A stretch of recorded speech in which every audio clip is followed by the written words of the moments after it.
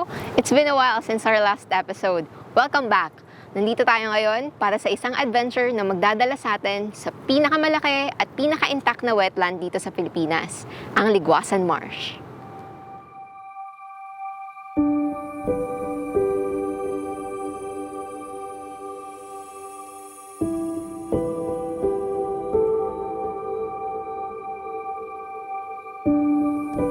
Ang Liguasan Marsh, na kilala rin bilang Ligawasan Marsh, ay isang napakalaking sistem na binubuo ng mga pawang tubig tabang na mga ilog, maliliit na lawa, mga sapa, latian, at mga lupang pwedeng tamnan at seasonally ay binabaha. Ang lawak nito ay halos 220,000 hectares, about 1,700 times na mas malaki kesa sa Las Piñas Parañaque Wetland Park ng Metro Manila.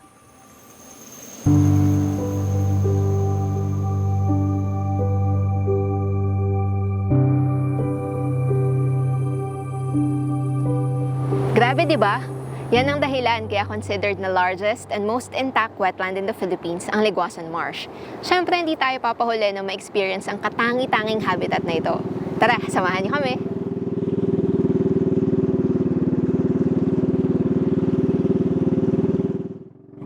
Good morning. Dito tayo ngayon sa Liguasan Marsh. Subukan natin makilala kung ano yung mga naninirahan dito na wildlife. So, ayun, napakagandang umaga. Mayroong tatlong categories ng wetlands na recognized ng Ramsar Convention, isang kasunduan ng mga world governments para protektahan ang unique habitat na ito. Sa tatlong kategory, nandyan ang inland wetland kung saan pasok ang Liguasan Marsh. Napapaligiran kasi ito ng kalupaan o land boundaries. Pupunta tayo ngayon sa spot kung saan sinasabi ng mga local guide natin na marami na doon nakatambay mga ibon. So, ayun, tiwala lang sa kanila na sana may pakita tayo at mabidyohan natin para makita nyo rin.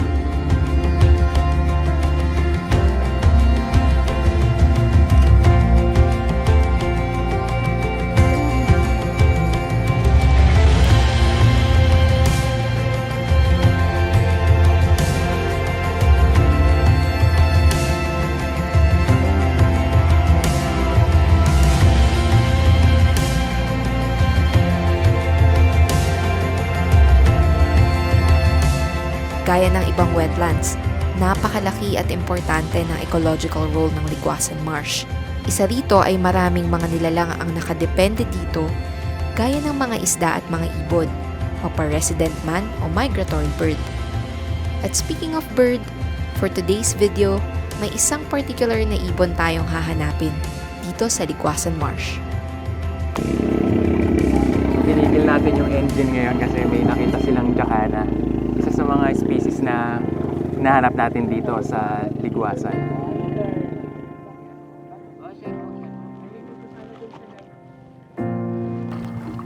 Medyo mahirap kumilos ngayon kasi kailangan namin i-balance yung buong bangka namin. So si Lynn na yan nakatayo. Sinusubukan na yan, maspatan yung jacana na nakita namin. Pero ayan, medyo mahirap talaga. Hello. Break mo muna, wag mo kayo maglakad. Wag kayo maglakad. Medyo malayo pa yung jacana, tapos challenge mag-picture kasi hindi stable yung bangka, pero ipupush natin. Tinagurian itong important bird area dahil maraming species ng ibon ang naninirahan dito. From 1980 to 1989, merong record ng Philippine Eagle sa area. Ngayon, itong area ng Liguasan Marsh kung nasan tayo ngayon ay bahagi ng municipality ng General Salipada, Cape Pendatun na nasa probinsya ng Maguindanao del Sur. Nandito tayo hindi para sa Philippine Eagle kundi para sa isang shorebird, ang Calm-crested jacana. Hindi naging madali ang pagtatangka naming makalapit sa mga calm-crested jacana. Sobrang ilap kasi nila at sobrang lakas din ng tunog ng motor ng bangka namin na nagtataboy sa kanila. Pero matapos ang isang oras sa bangka, nagpasya kami na tumigil na lang sa isang area at doon sumagwan-sagwan na lang.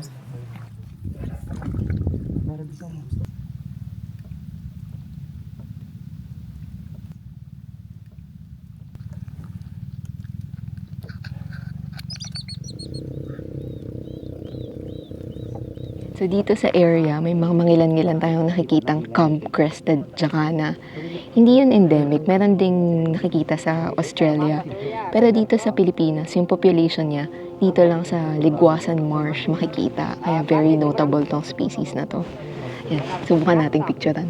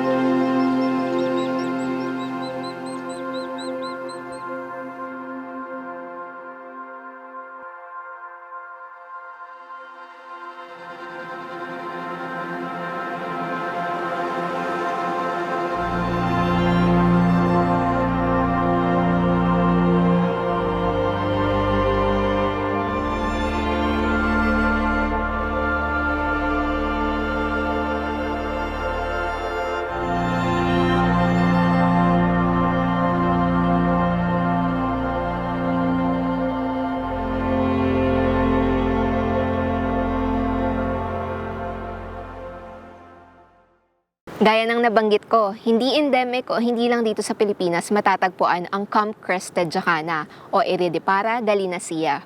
Bukod sa Australia, meron din ito sa Indonesia at sa Papua New Guinea. Pero dito sa Pilipinas, ang population nito ay dito nga lang sa Liguasan Marsh.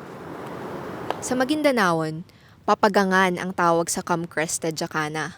Mula sa salitang pagang na ibig sabihin ay crown o corona na tumutukoy sa distinct na pulang palong ng ibong ito. Bukod sa kanyang pagang, meron ding mahahabang legs tsaka napakahahabang daliri sa paa ang papagangan. Importante ang mga ito para ma-distribute ang kanyang timbang at nang sa ganon ay ma-navigate niya ng maayos ang kanyang habitat. Kaya pansin nyo, nakakalakad siya sa mga vegetation dito sa marsh nang hindi lumulubog. Ang saya na successful tayong nakita ang camp-crested jacana. At bukod sa ibon na to, ilan pang notable species na nakita natin ay ang Javan pond heron, purple heron, at oriental darter. Talagang important bird area ang Liguasan Marsh. Pero, hindi lang sa mga ibon importante ang lugar na ito.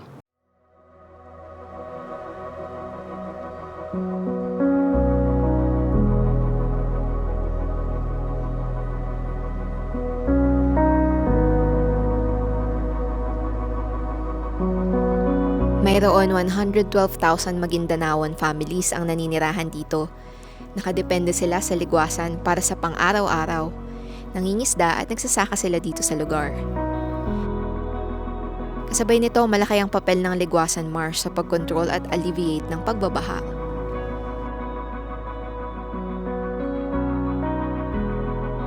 Tulad ng ibang yamang natural, nahaharap din sa mga banta ang Liguasan Marsh, katulad ng oil and gas extraction, urbanisasyon, at polusyon. For the longest time din, conflict area ang Liguasan Marsh. Pero after decades of efforts from all fronts, nakakakita na tayo ng progress. Kaya nagkakaroon na ng chance ang mga gaya natin na makabisita.